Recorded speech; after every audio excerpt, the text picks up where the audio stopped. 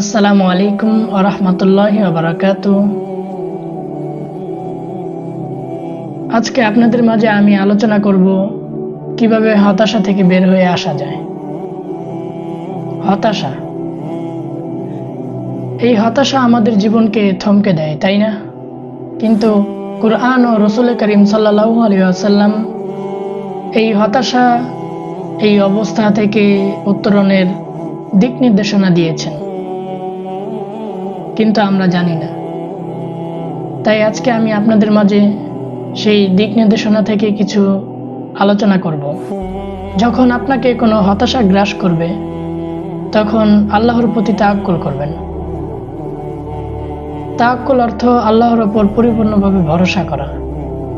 কোরআনে আল্লাহ বলেছেন, ওয়া ইয়াতাওয়াক্কাল আলাল্লাহি ফাহুয়া হাসবুহু।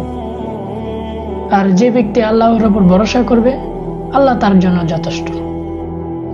হাদিসে রাসূল সাল্লাল্লাহু আলাইহি ওয়াসাল্লাম বলেছেন, লাউ আন্নাকুম তাওয়াক্কালুনা আলাল্লাহি হাক্কা তাওয়াক্কুলিহি লা রাযাকাকুম কামা ইয়ারযুকুত তায়রা।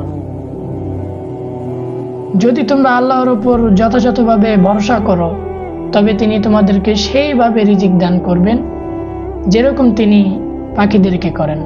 করেন না? করেন তো। Trust আল্লাহস plan. আল্লাহর ওপর পরিপূর্ণভাবে আস্থা রাখুন। মনে রাখুন, প্রত্যেক কষ্টের পর সহজই আসে। ফাইন্না মাআল উসরি ইউসরা।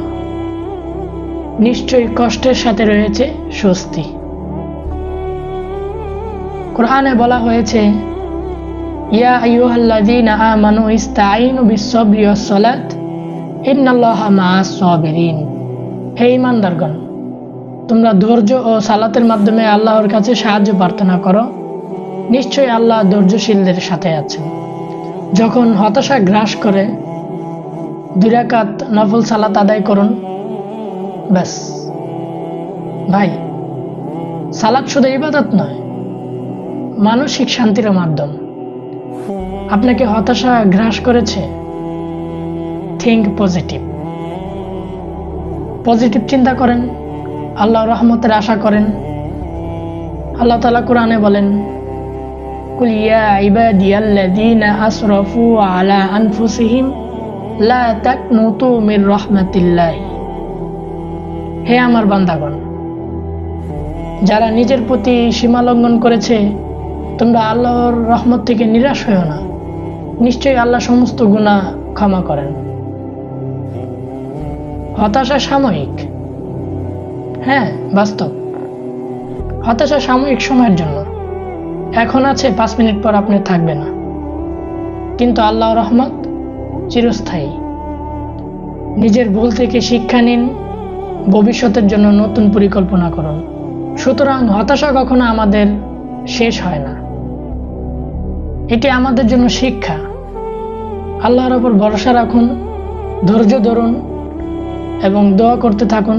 ইনশাআল্লাহ আল্লাহ আপনাকে এই হতাশা থেকে মুক্তি দিবেন। আজকে এতটুকুই, বিদায় নিচ্ছি। আল্লাহ হাফেজ। আসসালামু আলাইকুম ওয়া রাহমাতুল্লাহি ওয়া বারাকাতুহু।